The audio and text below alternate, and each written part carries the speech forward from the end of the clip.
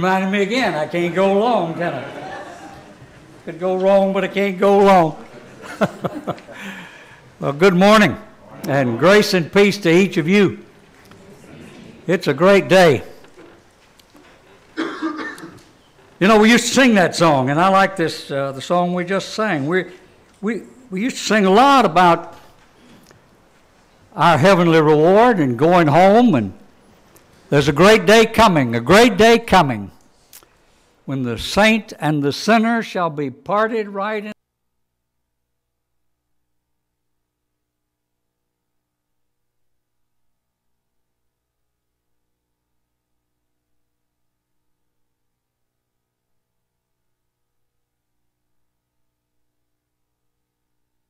Chapter, well, it's only one chapter, but look in verse 5. I saw a reference in the reading the other day, and it actually listed Jude 1, verse 5. Though you already know all this, I want to remind you that the Lord delivered his people out of Egypt, but later destroyed those who did not believe. And the angels who did not keep their positions of authority, but abandoned their own home. These he has kept in darkness, bound with everlasting chains for judgment on the great day. So there is a great day coming. And it's that great day that we want to talk about and think about right now. What will it be like? What's supposed to transpire? And there are a lot of different ideas. And just because we hold different ideas about what will exactly take place on that day, it doesn't necessarily mean we don't fellowship one another or have confidence in one another. You may have an entirely different view from me about what that great day is going to look like. But I think the summation of it is what, yes. I forget every time. Thank you. But the summation of it is that whether you believe in certain facets of that great day or whether the one that I'm going to discuss from the Scriptures this morning, that you want to be ready. That you want to be ready. Because indeed there is a time of separation that will be coming. Back in the late 1970s, there were two British authors. You may recall this. They were talking about the Jupiter effect. You remember? And the planets were going to line up in a certain way, and Jupiter and Earth were going to get into just such a position that if it got just right, then there would be all kinds of cosmic winds and pressures on the Earth and great turmoil here, physical, in our universe. Well, when it was all over, they said, well, we may have made a mistake. You know, we got it lined up in the wrong quadrant some way, and they made a mistake. But that didn't stop the preachers. Oh, the preachers sensationalized that. They really picked that up and you know, all kinds of things. These are the signs of the times that are coming. I'd suggest to you that such ideas about signs of the times have been with us for a long, long time. In the 2nd century, there was a man named Montanus. He got tied up with a couple of friends, and they were a couple of ladies, and it wasn't a tryst or anything, but they would just believe it. But anyway, they were the first Pentecostals, really. These two ladies and Montanus. And Montanus had this idea that there's a millennium coming, and it's coming in our day and in our time. And that's when Jesus is coming, and we can tell by the signs of the times. And then in the Middle Ages, when you got to the 1,000 years, you know, when you came to that 10th century, you know, something has got to happen when you come to 1,000 years from Christ, because, you know, he said 1,000 years is a day and a day is 1,000 years with the Lord. This must be the end. He's given us 1,000 years and that's it. So there were people who said, we know and we can tell the signs of the time. Jesus is coming, and if that's the case, why do I need to repair that roof? it's just going to be destroyed anyway. I don't need to repair. So buildings fell into disrepair, but time went on. The signs of the times were wrong. And then the Jehovah's Witnesses, William Miller, another Seventh-day Adventist, he said, I know when it's coming. I've got the signs of the times. I can read the prophecies. He says it's going to happen on October 22nd, 1843. And they got on the rooftops, and they made white robes for themselves, and they were waiting for the Lord, because they knew the great day was coming. Because the great day is when Jesus comes again. Well, they were disappointed, of course. So he said, well, we better redo that thing. I must have made a mistake. It's next year, 1844. And that didn't work either. So they abandoned it, but some others renewed it. Along came the Jehovah's Witnesses in 1872. They prognosticated that. 1874, 1925, 1929, 1941. I remember I have a little tract in all my literature somewhere, but I think it was put out just about the time of World War I. Millions now living will never die, because they knew the signs of the times. Jesus was going to come back before those millions died, but they died. Signs of the times, that's what they were looking for. They thought they had them. They thought they knew them. There was a man, Richard Kinninger, in Texas, Garland, Texas, May 5th. He said 2000, and the year 2000, here comes Armageddon. You see all of these concepts flow around these ideas of millennium, rapture, Armageddon. All of these have a confluence on this great day when Jesus comes again. And so he said the way we're going to do it down in Texas is we're going to get us a dirigible. And we'll get up in the dirigible and we'll rise above it. And we'll take care of it with that. It's a long history. And I would not lead you to think that I would make fun of this very biblical doctrine, and that is this: Jesus is coming again. That's the great day when Jesus comes again. And it is coming because he promised it. In John 14, he said, speaking to his disciples there the last night when he was betrayed, let not your heart be troubled. You believe in God, believe also in me. In my Father's house are many mansions, which we sang about. And if I go and prepare a place, I will come again and receive you unto myself, that where I am, there you may be also. Now that's the promise. It's from our Savior. It's from God the Father. The Holy Spirit has revealed it, and we have the knowledge that Jesus is coming again. But signs of the times, that's the difficulty. I have a Bible program, and it runs a concordance, and I put in there, the expression, end times. You ever heard that? And what does that mean to you, end times? What does it mean? It's the end of the world. And there are certain events and things that you can see that are going to tell you when that end times is. You see? I searched the scriptures there and I couldn't find end times, time of the end. Couldn't find any of those terms.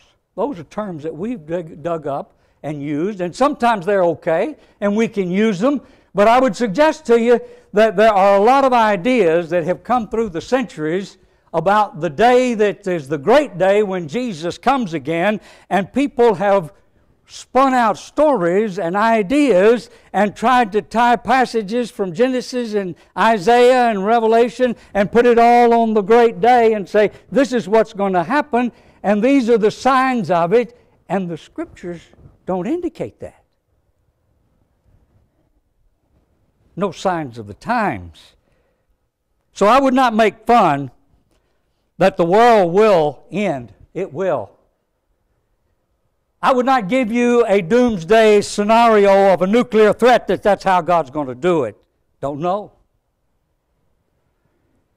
I wouldn't tell you that it's going to be like the scientists, that Give us 1 billion years or so, and the sun will die, and when the sun dies, then the earth dies, and we all die. And no, that's wrong. I can tell you that's wrong.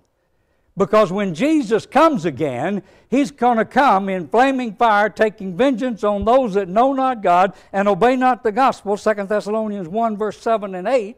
And 2 Peter 3, verse 10 says that the world will pass away with a great noise when Jesus comes. That's the great day. And that's the event we're talking about. And that's the event to which we long to go. Why? Because it means eternal life, which He promised, 1 John 2:25. What will happen on that day? Well, Jesus said the dead, when He comes again, the dead will be raised. And therein lies the greatest problem, I think, for the prognosticators and the forecasters and the ones who want to give us signs of the times. They have an insurmountable problem. And it's this: that when Jesus comes again under their scenario, only the righteous will be raised from the grave. And only the righteous will live through the millennium. And those who are alive. But the wicked dead will stay in the graves until the end of the 1,000 years. Now that's a problem. And here's the problem. Jesus said in John 5, verse 28 and 29, the hour, He said, don't marvel at this, for the hour is coming in which all, listen to it, all that are in the graves shall hear His voice and shall come forth. Some to the resurrection of life, and some to the resurrection of damnation. It's the great day, and it's a great day because all will come from the graves, and all will come to the judgment, 2 Corinthians 5 and verse 10, and we shall stand before the white throne, and there will be separated saint and sinner, as the song we sing. That's the great day, and that's what takes place. And it has to take place when Jesus comes again. And if it's the last day, it can't be 1,000 years more of days, can it? And it's a time. Can we know the day? That's the question. Can we know the day? And I'd suggest to you that we do not know the day. Mark 10 and also in Matthew 24, which we're going to come to in just a moment. Of that day and that hour knows no man. Mark it down. No man knows. Can't get it. Even in the incarnate state, He said, not even the Son of Man. When He was on the earth, in the flesh, He did not know that day. But, Paul said, or the writer said in Acts 17, and Paul on Mars Hill said, God has appointed a day in which He will judge the world. Acts 17:31. There is that day out there. It's a great day. It's a day of judgment. Let's take a look for a moment. You know, the reason I thought about this, when Carlos called me, it was about 3:30 yesterday afternoon, and you begin to say, what in the world am I going to do here? So I began to look through, and I found this outline, and it struck a note with me because Peggy left the house the other day and went down the hill, and she called me back. These cell phones, aren't they great? Called me back and said, get on the radio, 106.9. I want you to listen to this man. He's preaching about the rapture. I said, okay, let's see if he's got something different from what I've heard about the rapture. And I did learn some things from him. I'll share with you in a few minutes, but it's the same thing, the scenario that I've given you here. That when Jesus comes again, the righteous will be raised from the grave. They'll rise up in the clouds for 7 years. That's an interesting phenomenon, isn't it? And 7 years in the cloud, then come back here on the earth, and they're going to rebuild Jerusalem so that they can destroy Jerusalem again. That's what He said. He really did. They're going to rebuild Jerusalem again and have the Jewish worship so they can destroy it again. Okay. That brings us to Matthew 24 because that's where He camped. And let me take a look at that for just a minute. If you want to get in your book, We're going to look at Matthew 24. It's called the Mount Olivet Discourse because he was on Mount Olivet. It's chapters 24 and 25. There are three questions. They come out of the building, out of the temple, Jesus and the disciples. And the disciples say, Lord, look at all this gold and silver in this beautiful building. Kind of like we do, isn't it? You know, we admire those things that we do. And so they did, and when they did, he said, I want to tell you something. There won't be one stone left on another here. Well, now, when they heard that, they came to him on the Mount of Olives after they went through the gate and they mulled that over and they walked out to the mount and they said, well, Lord, when will these things be? And what shall be the sign of thy coming and of the end of the world? I'd suggest to you that they saw the event of the destruction of the temple as an answer to all three questions, wouldn't you? Think about a Jew in his day, in Jesus' day.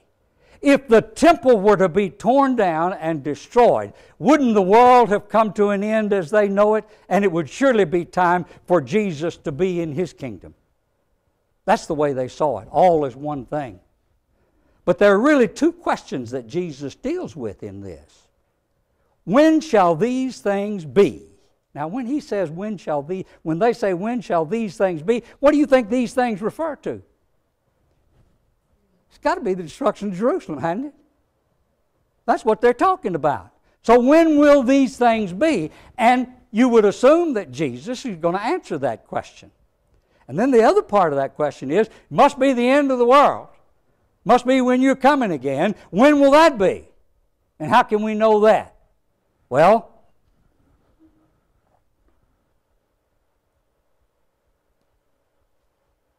that's when we get to the signs of the times. And that's where the problem lies, isn't it? Because they take these signs of the destruction of Jerusalem and they apply them. That's why that man had to rebuild Jerusalem over there. Because he knows that these signs apply to the destruction of Jerusalem, and if he's going to put them on the great day when Jesus comes again, what he's got to do is he's got to move all of these signs about the destruction of Jerusalem over to the end of the world at the great day. And I'd suggest to you that's a major fallacy. And I think you can see it as you look at this thing in a minute. The destruction of Jerusalem, but of course, how many of you heard the signs of the times? There it is. Wars and rumors of wars. And every time a war comes up, they say, yeah, it's signs of the times. You know, it's getting near the end of the world. Haven't you heard that? It happened back in 1800. It happened back in 1700. It'll happen in 2200 if there is a 2200, because that's the way we think. But the wars and the rumors of war were the wars that the Jews were having, that they began in A.D. 64. Mark the date down, 70, A.D. 70. That's the destruction of Jerusalem. There shall be, now there's another passage in Luke 21 and about verse 23, Sherry, I think is somewhere. It's close there. But it talks about famines and the sea roaring. Do you remember when Mount Vesuvius blew up? Anybody got a date? A.D. 70. A.D. 70, I believe, is the year. If I don't miss my guess, and I didn't confirm that. The year of the destruction of the temple. What happens when a mount blows up like that? Does it affect the sea? Does it affect the climate around? When Krakow blew up in 18-something, in America, there were clouds of dust that shut out the sun for days and days and days. Tremendous blast. Look at verse 14. What is another sign of when these things will be? Of the end. What are the signs of the end? Well, the gospel will go to all the world. Somebody said, well, it hadn't done that yet. Yes, it did. Look at Colossians 1 and verse 23. He said, they heard this gospel preached to all the world. Apostle Paul said. The message did go out. It went out in Paul's day, and he died under Nero. The persecution of Nero is mid-60s, 4 or 5 years before the destruction of Jerusalem. The gospel, he said, went to all the world. Look at verse 15. He said, now here's another way you're going to know the signs of the times and when these things are coming. He said, you're going to see the abomination of desolation spoken of by Daniel the prophet. That's verse 15. Now, what is that? You have any idea? When they built the first temples and the Syrian took over, one of the worst things he did was Antiochus Epiphanes in the intertestamental period. When they conquered Jerusalem, they offered a pig on the altar of the Jews. That's what Daniel prophesied as an abomination. When you see that, well, when did you see that? Well, the Roman army walked into that temple and they tore down those curtains and they tore down those walls and they took that gold and everything they could get and they completely desecrated the altar of incense and the altar, and they carried, you remember on the Arc de Triomphe, they've got a picture of the menorah, the lights that were in the tabernacle. It's on that Arc de Triomphe of Titus, sitting in Rome. That was done AD 70. That was when and Jesus said in this passage here, he said, when you see the armies compassed about Jerusalem, you know it's coming. I'm telling you, that's when these things will be. That's what that sign is. Well, there are a couple of passages that are kind of difficult for us, for some people. But think about this. You may need that passage. Think about this. You remember that song? Oh, my Lord, what a morning when the stars begin to fall. How many of you have a picture that when the great day comes and Jesus returns, the stars are going to fall out of the heavens? We kind of get that picture, don't we? And it's because of this passage. He says, the sun and the moon will not give its light. What's he talking about? Look in Romans, the 13th chapter, verse 1 and verse 10, and Kent's going to read that for us. Isaiah. Did I say Romans? It's Isaiah. Isaiah chapter 13, verse 1 and verse 10.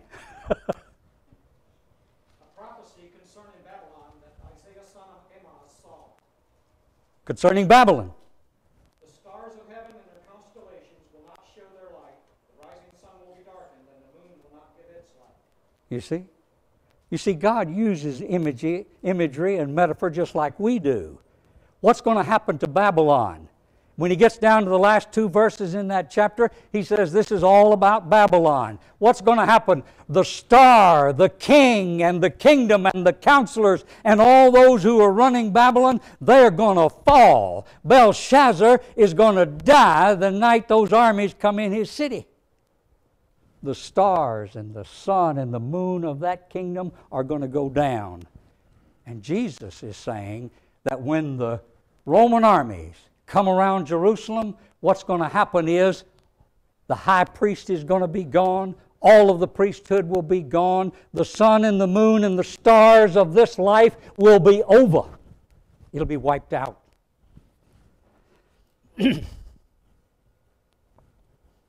Here's another one. It says, when you see the sign of the Son of Man in heaven, look at Isaiah 19. And verse 1.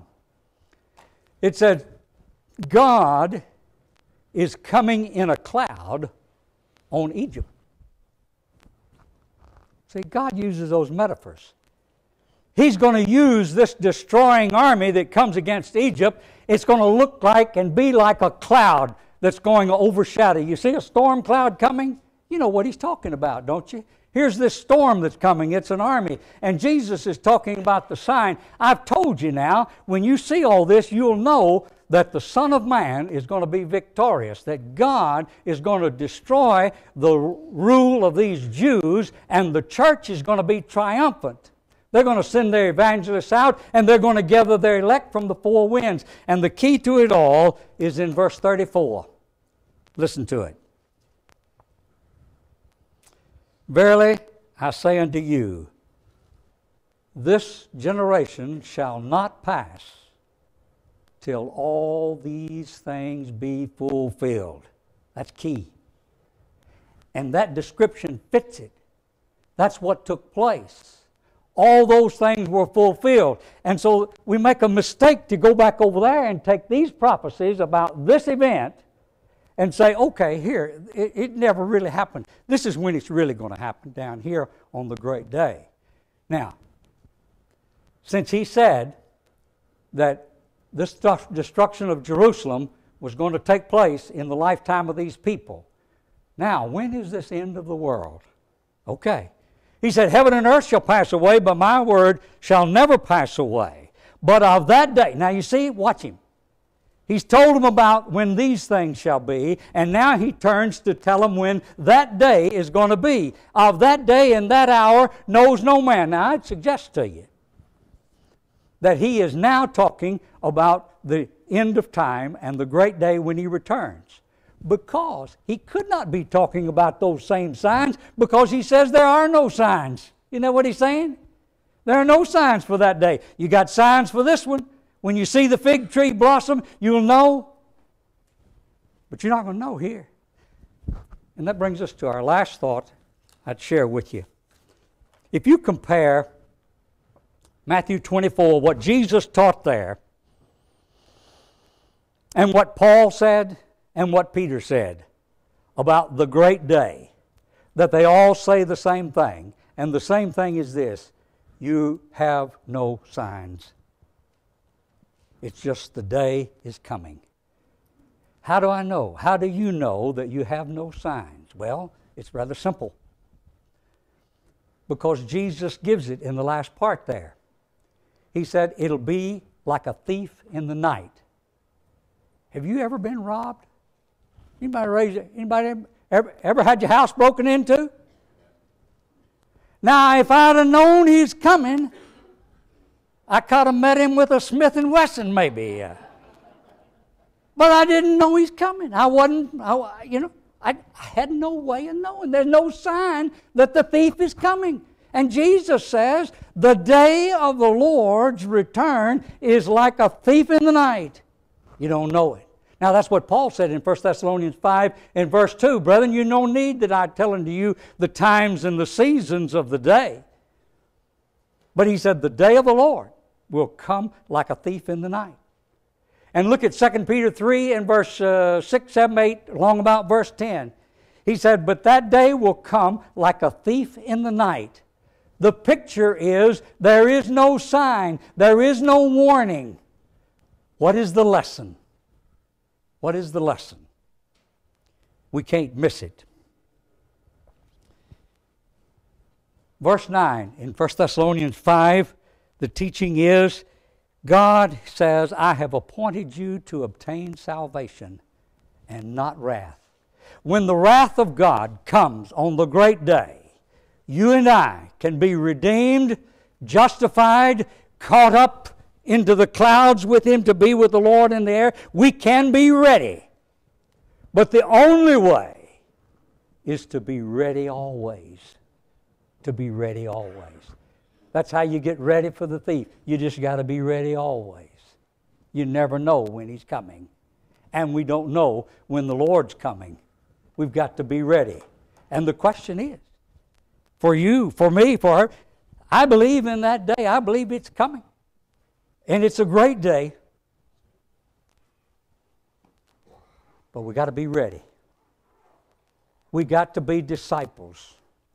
When you look in the first century, they became disciples when they decided to step out and say, I'm on the Lord's side. I want to be baptized into His kingdom. I want to be baptized into His body. 1 Corinthians 12, 13. That's what I want to do. I want to make that decision today. And when I do, I stand on the Lord's side and I'm getting ready for the great day. If you're here in need of prayer, if you're here in need to make that decision, won't you come while we stand and sing? Yeah,